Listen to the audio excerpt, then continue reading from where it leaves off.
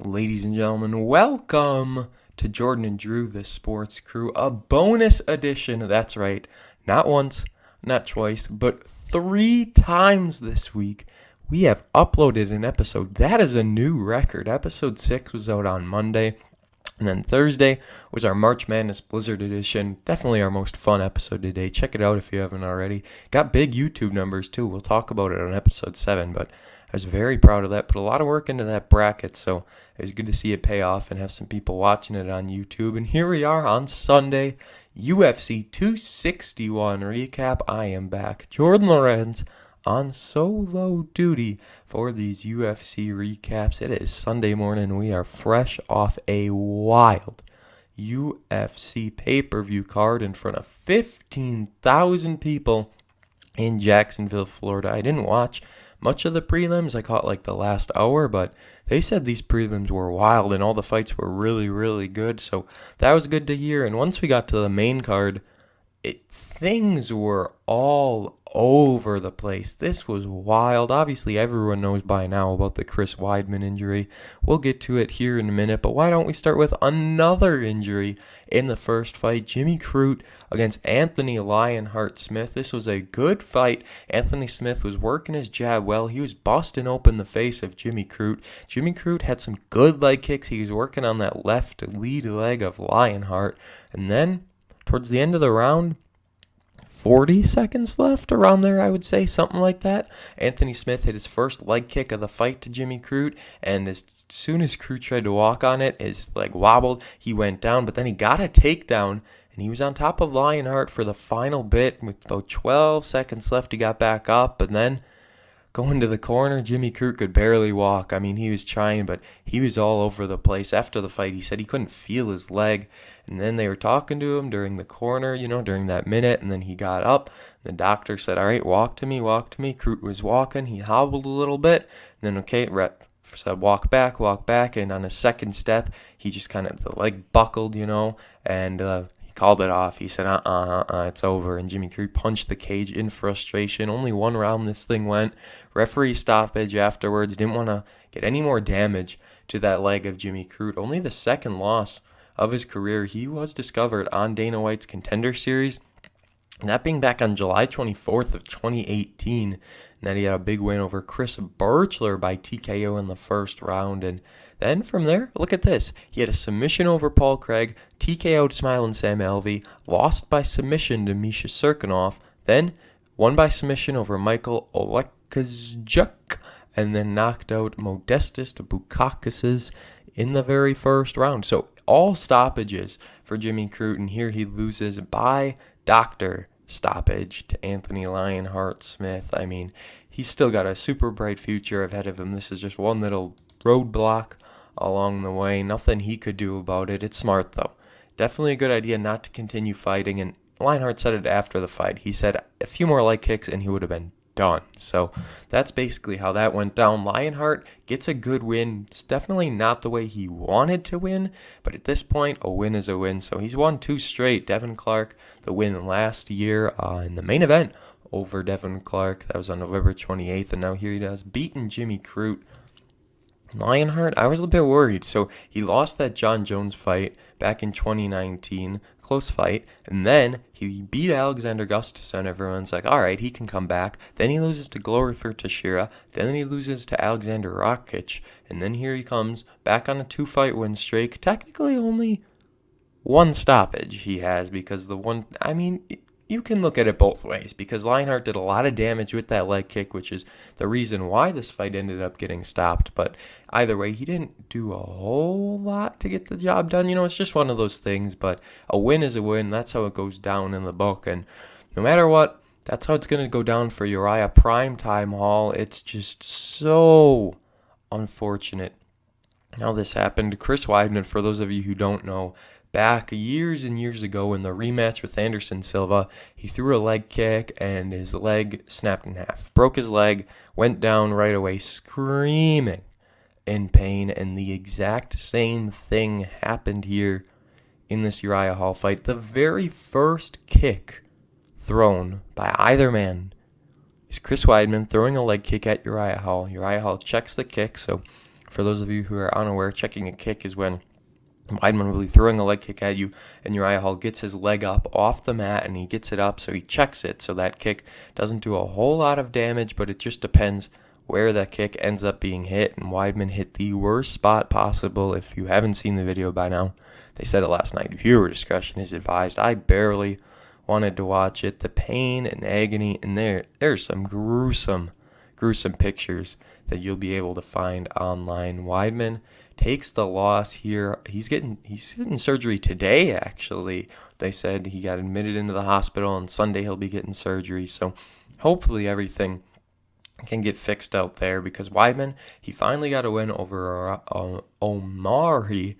That was the last year. He was struggling. He lost to Dominic Reyes, lost to Jacare Souza. He beat Kelvin Gastelum, but then lost to Gegard Mousasi, lost to Yoel Romero, and lost to Luke Rockhold. That's going back to December 12th, 2015. That was when Weidman lost the title, so he hasn't done a whole lot to get back on track. This could have been a huge win over Uriah Hall. It's the man who stopped Anderson Silva in his final fight. Hall's last loss was to Paulo Costa back in July 7th, 2018, and we all know Costa was very dominant until he faced Israel Adesanya. So Uriah Hall beat Bevon Lewis, Antonio Carlos Jr., Anderson Silva, and now Chris Weidman. Uriah Hall doing some great things, working his way up to the top of this middleweight division. We know Israel Adesanya and Vettori are taking on each other coming up in a few pay-per-views, so that's going to be interesting, seeing where Uriah Hall gets placed after this fight. And he said after the fight, he said, Weidman,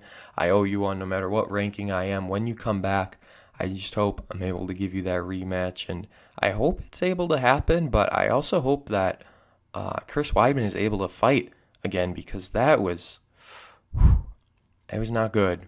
The way this thing happened, and for it to happen twice in someone's career, not good at all. Hopefully this isn't career ending. Everyone in New York pulling for Weidman at this stage. That was rough. So hard to watch. And Valentina Shevchenko, after, absolutely dominates Jessica Andrade, and this was a statement win. Valentina knew exactly what she was doing. People were saying the only place Andrade would have the real advantage is on the ground. In about 8 minutes, Andrade got taken down 8 or 7 times. Valentina tied the record for most takedowns in a flyweight fight. In a matter of 2.5 rounds, she did it. And then she got the ultimate crucifix position and just rained down elbows on Andrade. And, it was all but over. Eventually, Andrade got busted open, and finally the referee said, we are done. That is it.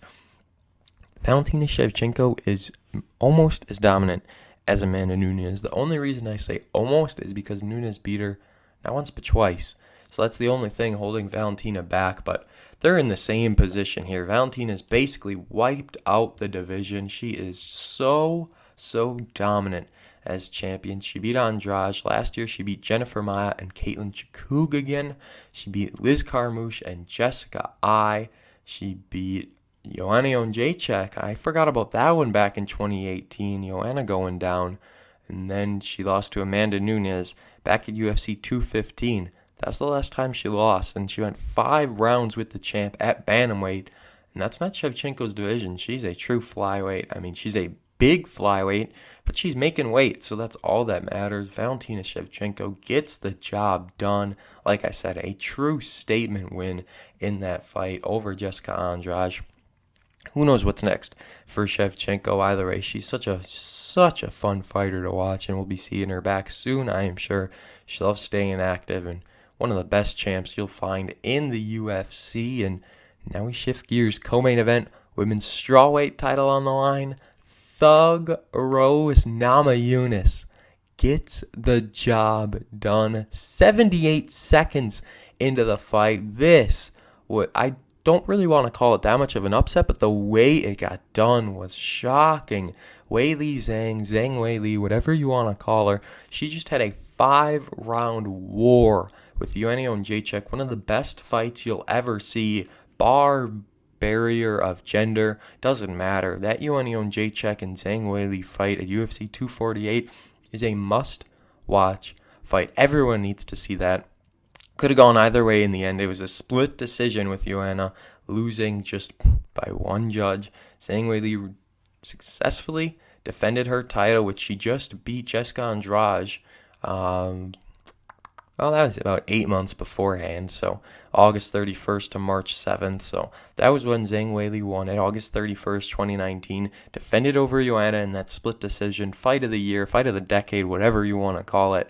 And here comes Thug Rose Namajunas. Thug Rose had a winning streak of her own. I mean, she beat Jessica Andrade, who is, the person that just faced Valentina Shevchenko the fight before. And I guess I didn't even realize that was the rematch with Jessica Andrade, because Thug Rose beat Joanna Jędrzejczyk in 2019. Well, here, let's go way back, actually. You're looking back here. 2017, Thug Rose beat Michelle Waterson, beat Joanna Jędrzejczyk at UFC 217, beat Joanna again at UFC 223. 217 was the time she stopped her in the first round, and then a 5-round decision at UFC 223. Then Thug Rose lost to Jessica Andrade, but then beat Jessica Andrade, and here she came into this fight knocking out Weili Zhang with the head kick. I never saw this coming. For the way that Zhang was able to hold herself, do so well in that fight with Joanna, not go down, prove she had a chin on her, and then Thug Rose comes in, one head kick is all it took. Weili looked out on the way down, but she still... A few hammer fists then by Thug Rose, and referee said, "We are done." And we had a new champ, Thug Rose, born in Milwaukee, Wisconsin. Rose Namajunas gets the job done and is the first ever woman to recapture a fight or a title that she lost. So I found that very interesting. She's not the first ever 2-time champ, but the first ever champ to recapture a title that she lost. I loved seeing that. Rose Namajunas just 11-4, and Weili Zhang does not have many UFC fights on her record. Her first fight was in August 4th, 2018. So she had 3 fights before winning the title. She was just insane, her rise coming up. She'll be back. She released a statement I saw. I didn't read it, but we'll see if I can find it here real quick. 21-2, and after the fight, she said it was a bit of an early stoppage, but, I mean, you can't really... She was out on the way down. That's basically all that came to it. And then the hammer fist really got the job done as well. So that was what happened here. And here's her statement.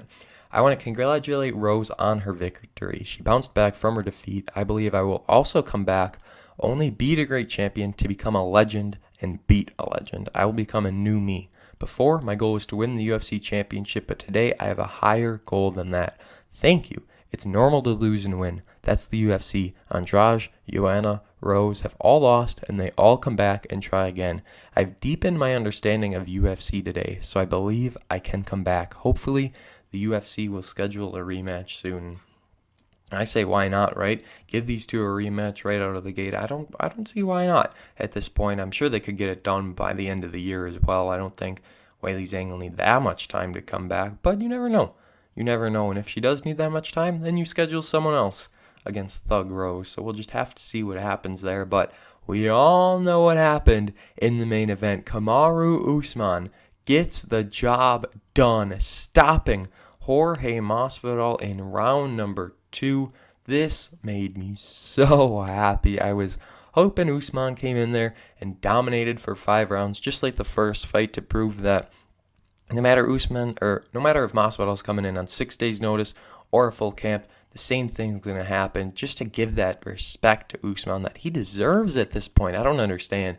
People are still sleeping on Kamaru Usman and just how dangerous he is. He knocks out Jorge Masvidal, and that's something not only Masvidal, but everyone was saying. They're like, he doesn't have the power. He doesn't have the power to get the job done. He's not going to be able to get a stoppage with his hands, but Usman did just that, and he's done it time and time again. He beat Gilbert Burns by knockout in the 3rd round. That was earlier this year, just months ago, and we all know how badly he dominated Colby Covington in that first fight, stopped him in the 5th round. So Usman has some power in his hands. He's not just a decision-winning man, and even if he is, so what? Because his decision wins are dominant.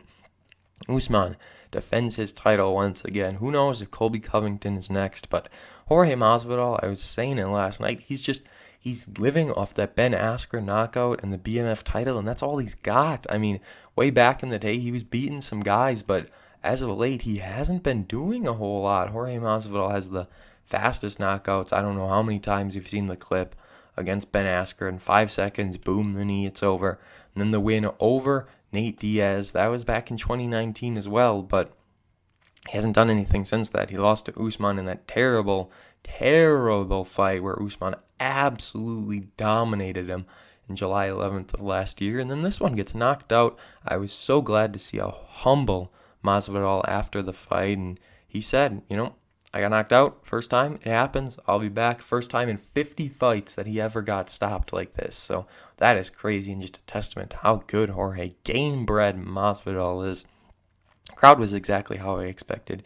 Boo and Usman cheering heavy for Masvidal. I mean, Masvidal brings in his fans. He's got a wild fan base. I can't wait to see what excuses they come up for him in this fight. But Usman's on pace to fight, dare I say, 4 times this year. I mean, I'm sure he'll fight one more time for sure, but who knows how active he is going to be. 19-1 now overall. This man is coming up as one of the greatest fighters you will ever see. And that's Daniel Cormier said it after the fight. The scary thing, he's learning more and more every fight. He's still getting better.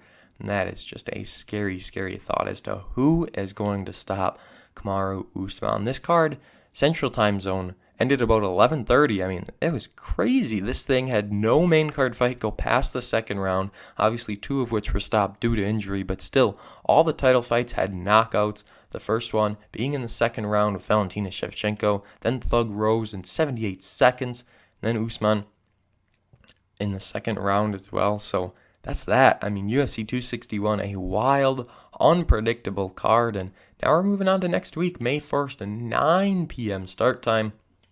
Live and free on ESPN2, and you've got Cub Swanson in the co-main event. In the main event, Dominic Reyes against Jiri. That is going to be a fun fight. Those two going at it back at the UFC Apex, but UFC 262 sold out from the Toyota Center just 3 weeks away. We are getting spoiled with all these pay-per-views, and May 15th is the night where this card is happening. Edson Barbosa against Shane Burgos to start the show. Caitlin Chukagian against Vivian Araujo in a flyweight bout. That's a big flyweight fight right there to see who's next for Valentina probably. And then these next 3 fights, banger after banger after banger. These are insane. Tony Ferguson against Beneil Dariush in a lightweight eliminator. So excited for that fight. And then Nate Diaz is back in a welterweight fight against one of the better welterweights you'll find. Leon Edwards against Nate Diaz in our main event. We will finally crown a new lightweight champ. Some people not happy that this was the fight that got made, but it's here. We're stuck with it. Michael Chandler had that huge win over Hooker to start his UFC career, and now he's ready to take on a dangerous Charles Oliveira. This is a striker versus grappler fight, but Michael Chandler can strike with the best of them as well. He's not just some chump that came over from Bellator. He's going to do everything in his power to win the lightweight championship. In my opinion, the most stacked division in the UFC. He's going to try and win that belt in just his second UFC fight, 22-5 in his career. Oliveira 30-8. This is a fight I'm looking forward to very, very much. And overall, that's all we got. Thank you for listening to this recap. I went a little longer than I expected. I expected 15 minutes, but still under 20 minutes. Super easy to listen to. I love doing these UFC recaps, and UFC has been on fire lately, and now we're getting crowds back for these pay-per-views. Insane stuff. I cannot wait. Thank you all so much for listening, and please subscribe on Apple Podcasts, subscribe on YouTube, leave that 5-star review on Apple Podcasts, and tomorrow, episode 7, special guest as we preview the NFL draft. Thank you all for listening to this recap. Hopefully you listened to all 3 episodes for the week, and we'll see you right here back tomorrow on Jordan and Drew, the Sports Crew.